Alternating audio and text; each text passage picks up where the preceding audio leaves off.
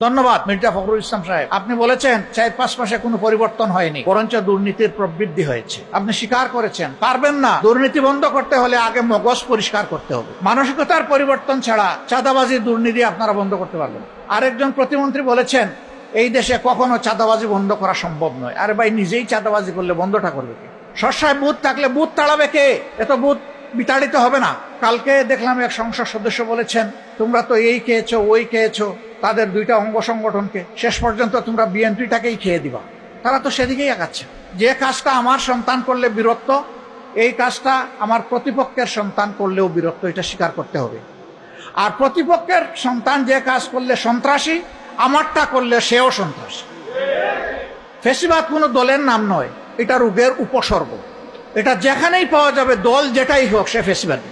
আমাদের সরকার ফেসিবাদের পথে হাঁটবে এটা আমরা কল্পনাও করি, কারণ তারাও তো 15.5 বছর মজলুম ছিলেন। তাদেরও তো সহকর্মীবৃন্দ গুম হয়েছেন, মামলার শিকার হয়েছেন, পঙ্গু হয়েছেন, দেশান্তরী হয়েছে। তারা এত তাড়াতাড়ি ভুলে যাবেন এটা তো আমরা কল্পনাও করি। আজকে সংসদে যে সমস্ত দলের প্রতিনিধিত্ব আছে, যারা সরকার গঠন করেছেন এবং যারা বিরোধী দলে বসেছেন, তারা সকলেই সেই আলোচনার অংশ ছিলেন। দীর্ঘ আলোচনার পর সবাই একমত হলেন যে এই দেশকে যদি ফেসিবাদের কবল থেকে মুক্ত করতে হয় তাহলে বড় ধরনের সংস্কার প্রয়োজন হবে। আর এই সংস্কারের জন্য জাতীয় সংসদ নির্বাচনের পাশাপাশি একটা গণভোট অনুষ্ঠানের প্রয়োজন হবে। যে সমস্ত বিষয়ে সংস্কার হবে আমরা একমত হয়েছি, সেই বিষয়গুলো বৈধতা দেওয়ার জন্যেই প্রয়োজন গণভোটের। এই গণভোটের কথাটা এটা সত্য যে বর্তমান সরকারি দলের একজন নেতাই প্রথম দাবি করেছিলেন। এটাও সত্য যে এটা আমরা সবাই এগ্রি করেছিলাম। গণভোটে হা বলার জন্য আমরা একটু বেশি বলেছি, কিন্তু বর্তমান প্রধানমন্ত্রীও বলেছেন।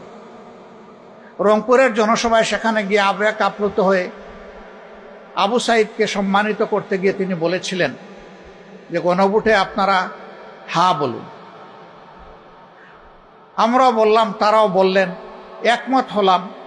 গণভোটের রায় যদি হায়ের পক্ষে বিজয়ী হয় তাহলে যে দলই সরকার গঠন করবে বা জোট সরকার গঠন করবে তারা গণভোটের রায় বাস্তবায়নে বাধ্য থাকবে। কিন্তু না, যে ইলেকশন হলো ওনারা দেখলেন যে কোনো কায়দায় হোক ওনারা মোর দেন 2/3 পেয়ে গেছেন। এখন ওনারা ভুলে গেলেন জনগণকে যে তারা ওয়াদা দিয়েছেন। আমরা সংসদ আহ্বানের পাশাপাশি সংস্কার পরিষদেরও সভা আহ্বানের দাবি জানালাম। আমাদের দাবিকে তারা গ্রাহ্য করলেন।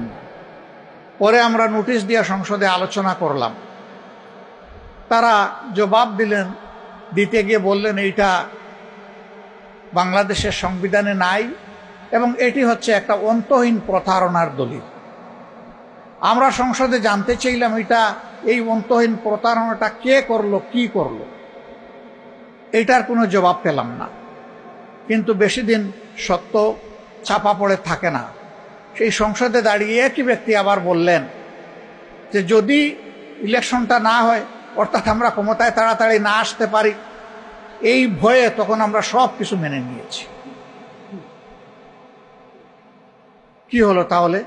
প্রতারণাটা কে করলো? এখানে দাঁড়িয়ে অনেকেই বলে গেছেন যদি প্রতারণা বলতে হয় তাইলে